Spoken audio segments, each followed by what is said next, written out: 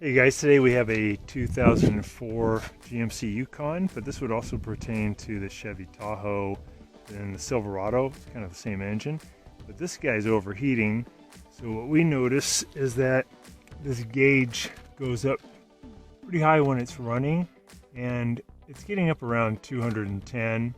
You really don't want it to go up to 210. If that happens, please pull over and stop, turn off your engine, let it cool, and that'll probably prevent you from some really expensive engine damage. Today we're going to be replacing this little guy, which is a $15 part called the Thermostat, and this thing opens and closes and lets the hot water that's around the engine, that's cooling the engine, travel over to the radiator where it can cool down even more. But sometimes these things get stuck, they get worn out, and this is a 20-year-old car. I think this has never been changed, so this little $15 part probably is going to fix the problem.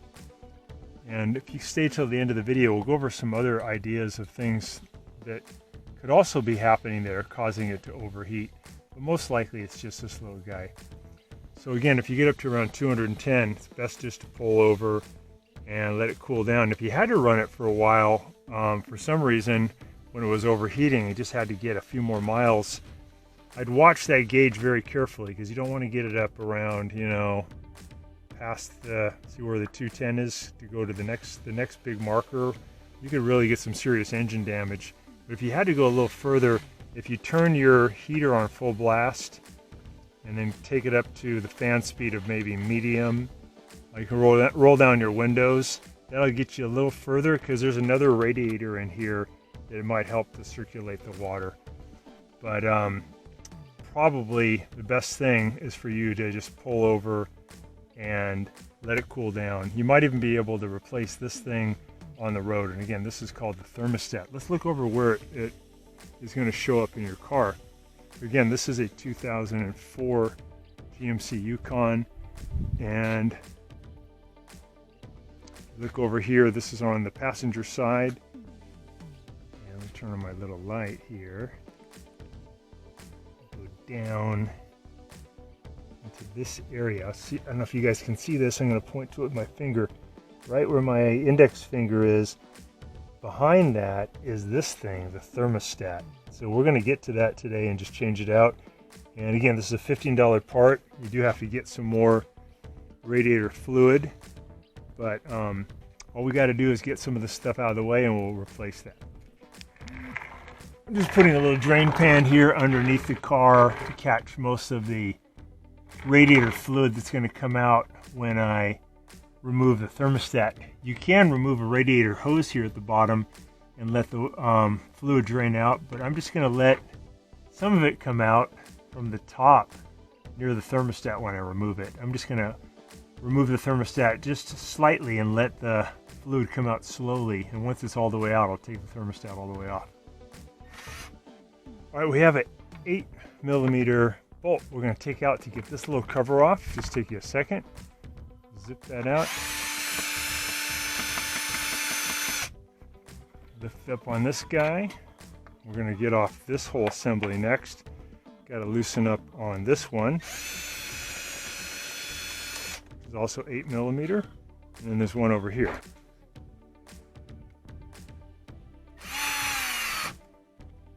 Alright, we can get the snorkel off. Okay, we're going to pull this one off. Got it. Let's pull this one off. Got it. I'm going to get the snorkel out of here. Lift up. We have one little bracket here we got to get off. And we just have to pry off this one. There we go. Okay, we can get the snorkel out of there. Lift up. Just gonna let that sit over here for a second. It gives us a lot more room to get to here, and that's where the Thermostat is.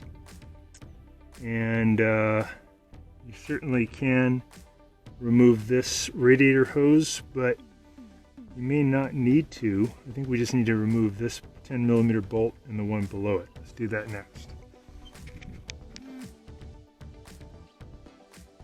All right, we're just going to remove this 10mm bolt here on the top. May get a little fluid coming out. So I got my pan down there underneath. Yeah, there we go. Some little fluid's coming out. And I am going to track that fluid underneath and make sure my pan is in the right place. Look down underneath. Let that stuff drain out.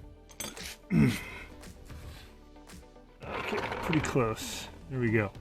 So just let that radiator fluid collect there. When it stops, then I'll take off the rest of the thermostat housing.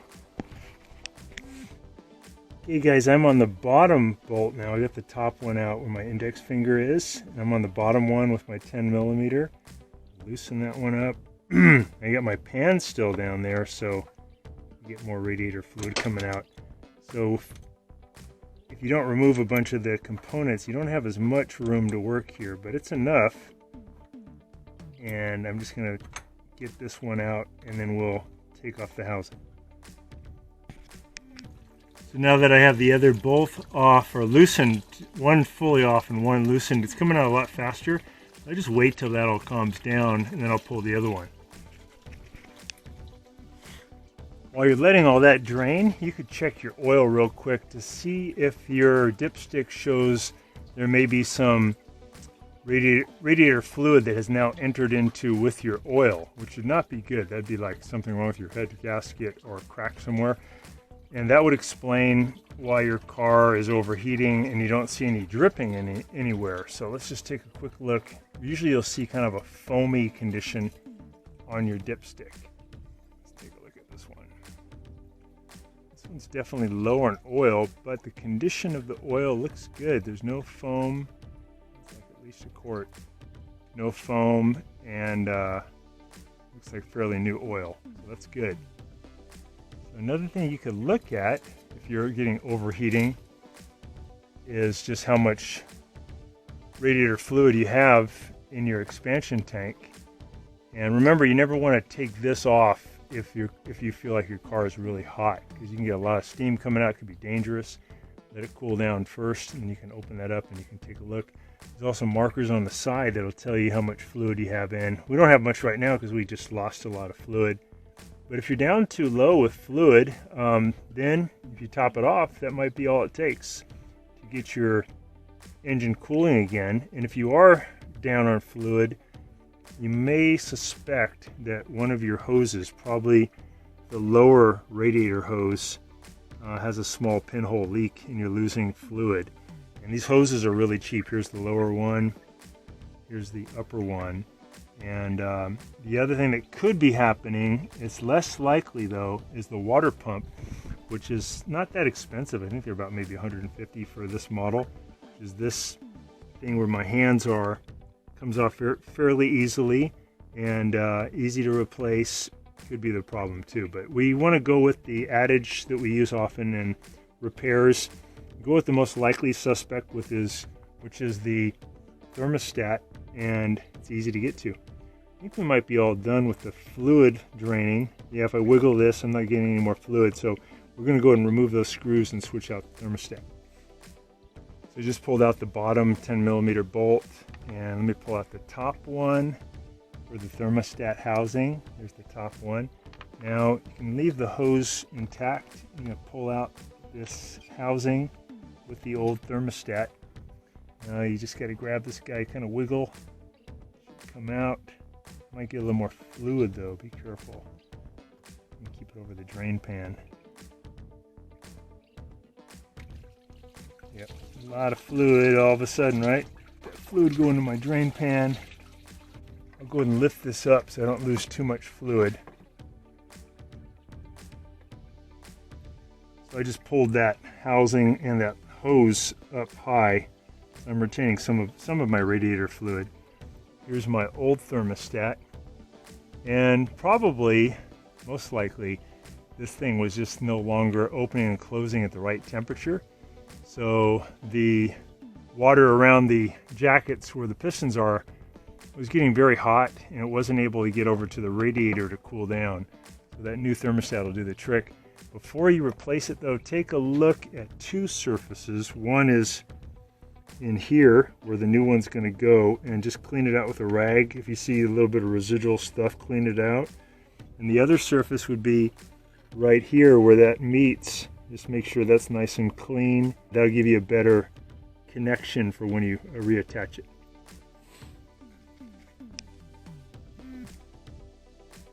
This surface cleaned up pretty good. We're going to do this one. And we can put in the new thermostat, put it back together. And maybe for around 15 bucks, we'll be back in business. Test it. Once we get the new thermostat in, we'll go ahead and add some new fluid. All right, that's good. So we'll get our new one. Here's our new one. You'll note that there's this little brass piece at the top, and also, you guys can see this, there's a little rubber protrusion that's going to point up. So we want to make sure we get that put back in correctly. So if we look at the housing, there should be a little spot for that to fit in right there. And you guys can see that it's over by this left hole. There's a spot for that rubber piece, so we're going to put that in accordingly. Have it sit down in there nice and tight, nice and flat, it's watertight. Yeah, perfect. Okay, now we're going to carefully get our thermostat into the water pump. Close those guys, and we're going to put our bolts back in just loosely, and then we'll tighten them up and start putting it back together. Now I'm 6'4". I've got a pretty tall legs and tall body, and it's a little awkward for me to get in here. For most people though, I would stand on something so that you can get in at these angles and not hurt your back. I'm just going to get this in by hand here. I'll get it snug, and then I'll get the other one in too. So we have both screws back in now, just very loose by hand. One at the top, one at the bottom. Let's go ahead and start tensing these down. You do ideally want to use a torque wrench to get these at the exact right foot-pounds of pressure, which I think is 11 pounds. But I don't have my torque wrench, so I'm just going to get it nice and tight. And you can just alternate back and forth between the top and the bottom as you're tightening it, so that it's kind of even pressure. And then once it's tight, it shouldn't have any more leaking. So we got my 10mm long socket there, and I've got a little adapter. And I've got my ratchet, and I'm just getting these tight.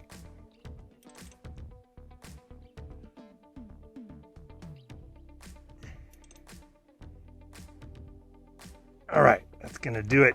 We got the same on the bottom. We are good, you guys. Let's go ahead and put the rest of it back together, and we'll give it a test. So next up, let's put the air snorkel back.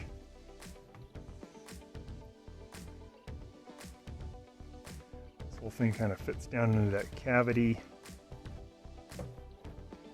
It's over here next to the throttle body, and wiggle that throttle body. It's in position. Put that on there. Nice. And we got our hose clamp. There's a little relief here for right there. I want to get that little relief right there. Plastic tab goes in the relief on the clamp. We're going to tighten this one up. Nice. We'll go ahead and tighten up. We'll get this one on the throttle body. Pin is going to go in that hole for the clamp. Back in. Wiggle it in. Almost there.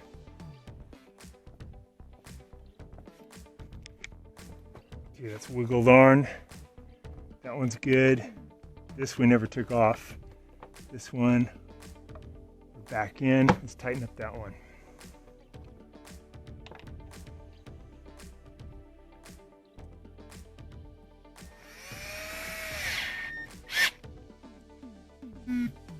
put our cover back on first. These little slots are going to go into 2 openings here. First up, set it down, tighten this guy.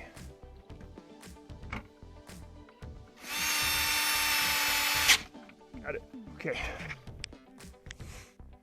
So remember, you don't want to take this off if the system's hot, but this has been cooled down overnight. So open this up, and we're going to fill this, and we're going to run the engine. We're going to actually turn on the heater to let some of the water run into the small radiator near the heater, and we're going to get these levels correct. So when you use this stuff, you want to make sure you get one that will work for the GM. This, you know, the GM would be like the Tahoe, the Yukon, the Silverado, and for this brand they call it the orange one. This is a 50-50 blend, so you don't have to add water. A little security thing.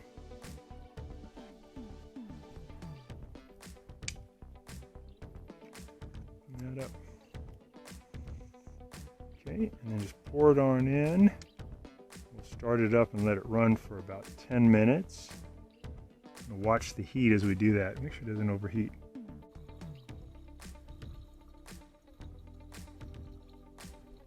And when you're running the engine during this burping process, kind of let air burp out of the system and then fluid go into the system. So you want to keep this cap off during that 10-minute run. We're going to turn the heater on. We're going to turn the fan to like a medium speed. And we're going to just let it run, but we're going to watch that temperature gauge very carefully. Because again, we don't want to let it go above 210. I don't think it will, but if it does, we'll just shut it off, let it cool for a little bit. There we go, so that's max for that one. And we'll keep the cap off. Let's start the engine next. Okay, we're inside the starter up. We got this on hot. We got this on hot. Turn on that fan, turn on that fan. And we're gonna just let it run. You know, we're gonna keep an eye on that temperature gauge though. So we wanna go about 10 minutes. So we're looking down in there where the thermostat housing is. We want to make sure we don't see any leaks. Looks good though. Nothing coming out of that bottom hose. Nothing coming out of where we tighten those screws, those bolts. Doing good. We just need to add some more fluid. So during the warm-up phase, thermostat stays closed to allow the water around the jackets to warm up. Actually helps your engine warm up. Once it hits a certain temperature though, it doesn't want to get any hotter, so it's going to spread that water. It's going to open up, spread the water into the radiator. We want to make sure that's going to happen.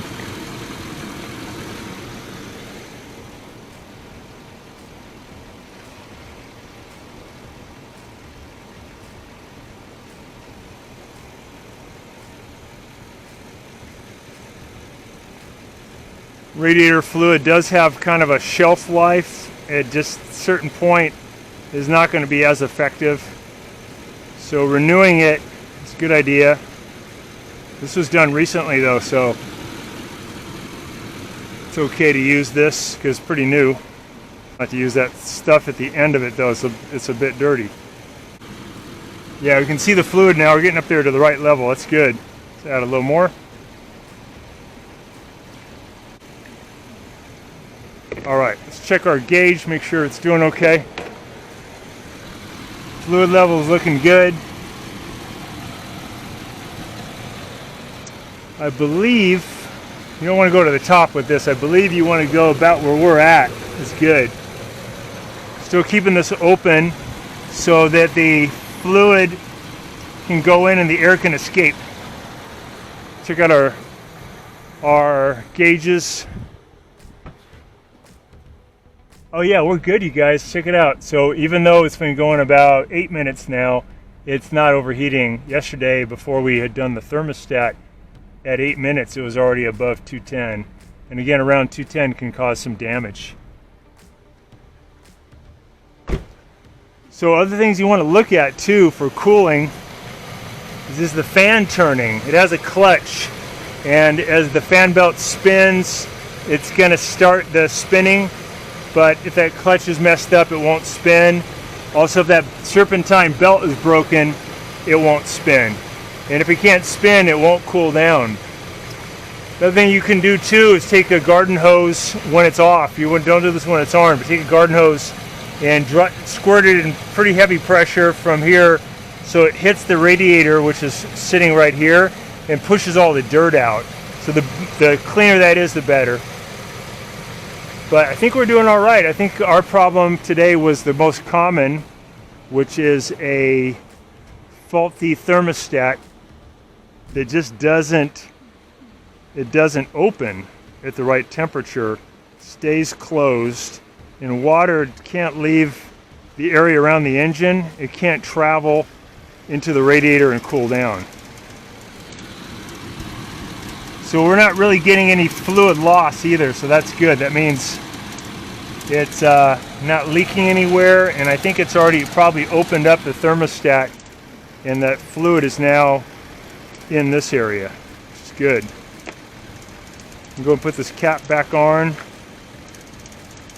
Take it for a test drive too to make sure we got it. Cool. So thanks for watching, you guys. This has helped you. I really appreciate if you guys can subscribe to our channel by clicking the subscription button, and then press the little bell notification too, so we can notify you when new videos come out. Thanks so much for watching our video. I hope that helped you to save some time and money. Hope you'll click on the subscribe link below in the description below, and also then on the little bell notification, so we can send you weekly videos like this one that will help you to fix the appliances around your home. If you need any extra live help to help with your project, just click on the link in the upper right hand corner here or in the description below. That'll get you some live expert help. I'll be glad to give you a call or a text or a Zoom call where we can work out any kind of problem you're having and help you to get your appliance working good in short order and save you a lot of money. So thanks again for watching and for supporting our channel, and I look forward to seeing you on the next video.